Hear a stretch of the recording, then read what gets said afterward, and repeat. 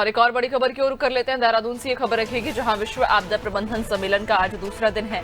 सम्मेलन में न्यूनीकरण से जुड़े पहलू पर मंथन किया जा रहा है। विशेषज्ञ आपदा के न्यूनीकरण पर फोकस किया जा रहा है। जलवायु परिवर्तन जैसे वैश्विक चुनौती पर भी मंथन होगा। आधुनिक तकनीक के उपयोग पर भी मंथन होगा।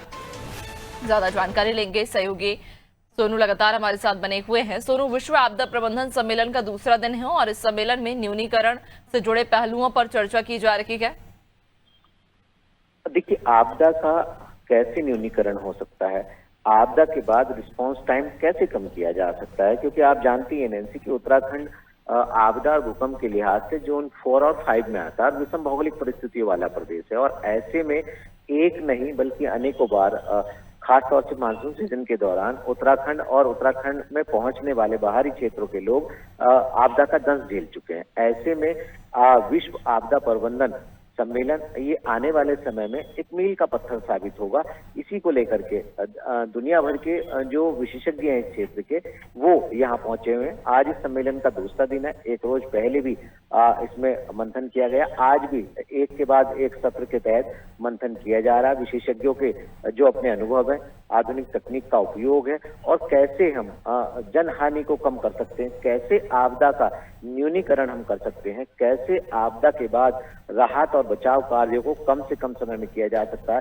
बदलता जलवायु परिवर्तन और इसके साथ साथ जलवायु परिवर्तन के साथ साथ आपदा के चुनौती से कैसे निपटा जा सकता है। अगर हम इस साल की ही बात कर लें तो चमोली के गंगोत्री धाम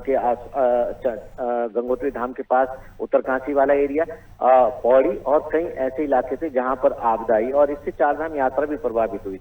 भविष्य में इस चुनौती से कैसे निपटा जा सकता है, इसको लेकर के मंथन किया जा रहा है। विशेषज्ञों की रायशुमारी हो रही है और इस मंथन से अमृत निकलेगा, ऐसा माना जा रहा है। आने वाले समय में एक दस्तावेज तैयार किया जाएगा और फिर उसको धरातल पर उतारा जाएगा और जो विदेशी तकनीक है उनका भी उपयोग किया जाएगा। तो माना यही जा रहा है नैन्सी कि ये जो मंथन हो रहा है, जिसका आज दूसरा दिन है, इस मंथन से उत्तराखंड को आने वाले समय में लाभ होगा, ऐसा माना जा रहा है।